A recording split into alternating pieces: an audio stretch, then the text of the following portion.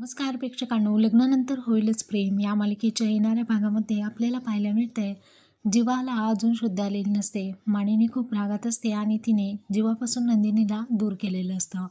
इकडे नंदिनीने जीवासाठी पूजा घातलेली असते. मानिनी नंदिनीला म्हणते की हे बघ, एवढीच जर तू खंबीर असली असतीत ना तर माझ्या जीवावरती ही वेळ आली नसती, असं म्हणून तिने नंदिनीचा अपमान केलेला असतो. तेव्हा नंदिनी तिला समजावून सांगते आणि म्हणते की मी हे चॅलेंज स्वीकारत आहे.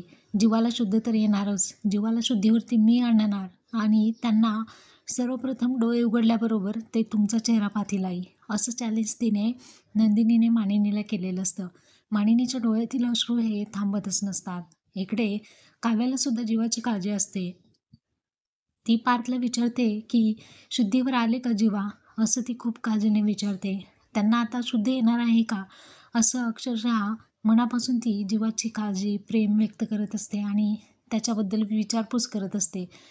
हे दोघं बोलत असताना पार्थ म्हणतो, नाही, अजून त्यांना शुद्ध आलेलं नाही आणि जीवाचा धोकाही टळलेला नाहीये. हे ऐकून धक्का बसतो. तेव्हा नंदिनी म्हणते की जीवाला शुद्ध तर येणारच,